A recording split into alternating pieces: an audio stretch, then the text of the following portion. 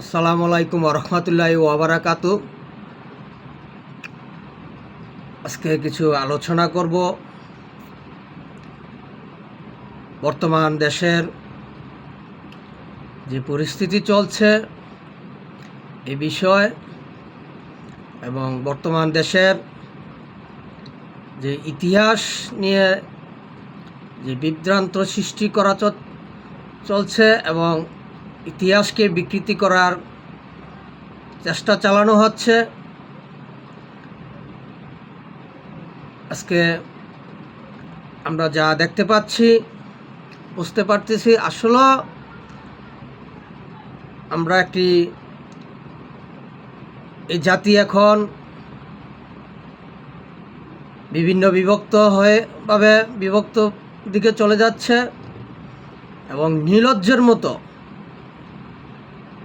এই জাতির মধ্যে কিছু সংখ্যক জাতি আজকে নির্লজ্জের মতো কথা বলছে, সমর্থন করছে।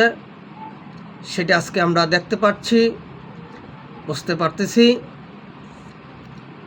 যেমন দেখেন যে 26শে মার্চ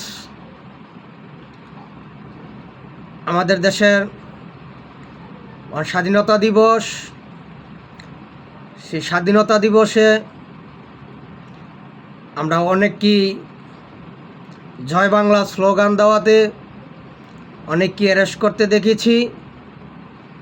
তাই আমরা কত বড় নির্লজ্জ জাতি হয়েছি, নির্লজ্জতার প্রমাণ দিয়েছি, সেটা আমরা দেখতে পেলাম।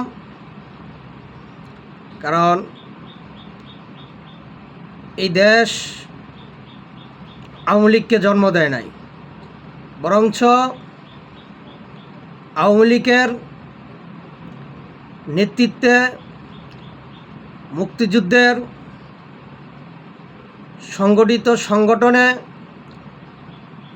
মুক্তিযুদ্ধের চেতনায় বাংলাদেশ আওয়ামী লীগের নেতৃত্বে এই দেশ স্বাধীন হয়েছে, এই দেশের জন্ম হয়েছে। তো সেই আওয়ামী লীগ এদেশের স্বাধীনতাগামী স্লোগান জয় বাংলা স্লোগান দিয়েছিল। আর সেই স্লোগানকে এই দেশের তৎকালীন 7.5 কোটি জনগণ এই স্লোগানকে মেনে নিয়েছিল। আর সেই স্লোগানের ভিত্তিতেই আওয়ামী লীগের অধীনে বাংলাদেশের স্বাধীনতার স্থীপিত মুসলিম নেতা, বাংলাদেশের জাতির পিতা জাতির জনক বঙ্গবন্ধু শেখ মুজিবুর রহমানের নেতৃত্বে এই দেশ স্বাধীন হয়েছিল, বাংলাদেশের জন্ম হয়েছিল। আর সেই স্লোগানকে, সেই জয় বাংলা স্লোগান দেওয়াতে আওয়ামী লীগের পক্ষে শ্রদ্ধা নিবেদন জানাতে যারা গিয়েছেন, জয় বাংলা স্লোগান দিয়েছেন, তাদেরকে আইনের আওতায় আনা হয়েছে, তাদেরকে অ্যারেস্ট করা হয়েছে। সেটা আমরা দেখেছি। এই জাতি কত নির্লজ্জতার প্রমাণ দিয়েছে সেটা আমরা দেখতে পেলাম। এই জন্য আমি দেশ ও জাতির কাছে আহ্বান করছি, অনুরোধ করছি, এখনও সময় আছে, আপনারা সবাই একতাবদ্ধ হন, ঐক্যবদ্ধ হন।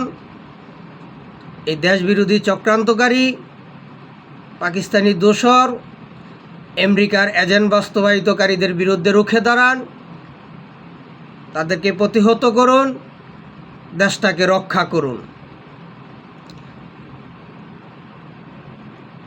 আমরা তারপরে আজকে দেখেন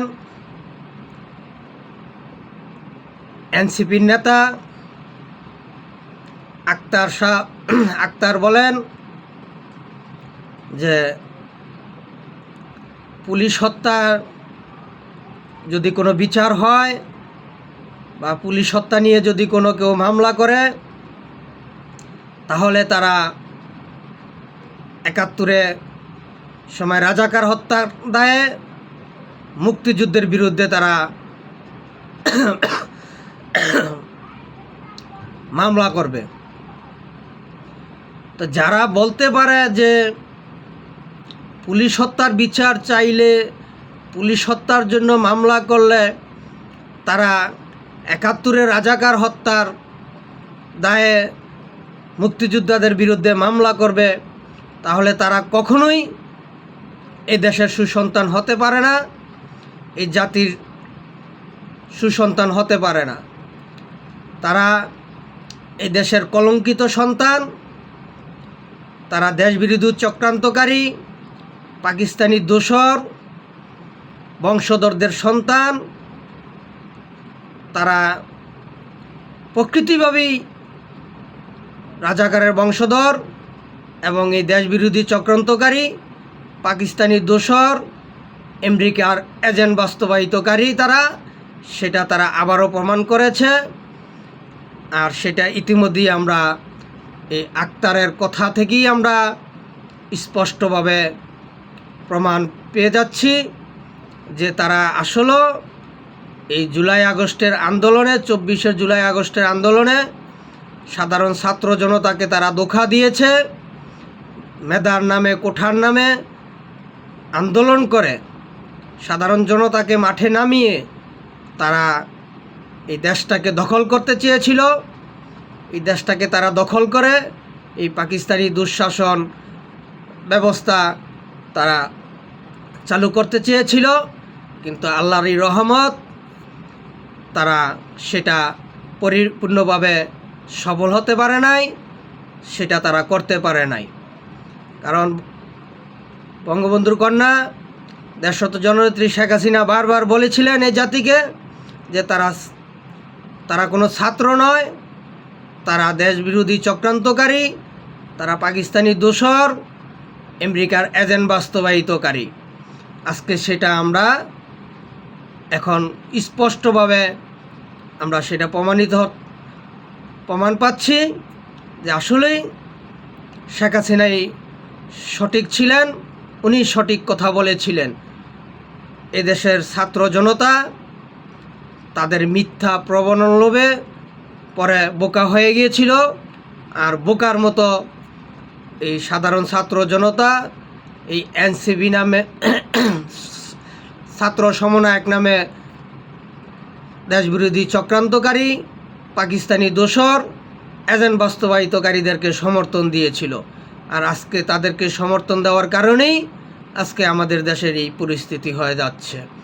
তাই এই জন্য দেশ ও জাতির কাছে আমি আহ্বান করছি, অনুরোধ করছি, এখনও সময় আছে, আপনারা সবাই একতাবদ্ধ হন, ঐক্যবদ্ধ হন, এই দেশবিরোধী চক্রান্তকারী, পাকিস্তানি দোসর, আমেরিকার এজেন্ট বাস্তবায়িতকারীদের বিরুদ্ধে রুখে দাঁড়ান, তাদেরকে প্রতিহত করুন, দেশটাকে রক্ষা করুন, দেশটাকে রক্ষা করুন।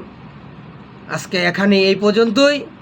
আমার কথায় যদি কোনো ভুল ত্রুটি হয়ে থাকে দয়া করে আমাকে ক্ষমার দৃষ্টিতে দেখবেন এবং আমার ভুলগুলো সংশোধন করার সুযোগ দিবেন। এই বলি শেষ করলাম। জয় বাংলা, জয় বঙ্গবন্ধু, জয় হোক সর্বস্তরের সচেতন জনগণের। আবারও ৭১-এর মুক্তিযুদ্ধের সপক্ষের বিজয় হবে ইনশাআল্লাহ। আসসালামু আলাইকুম ওয়া রাহমাতুল্লাহি ওয়া বারাকাতুহু।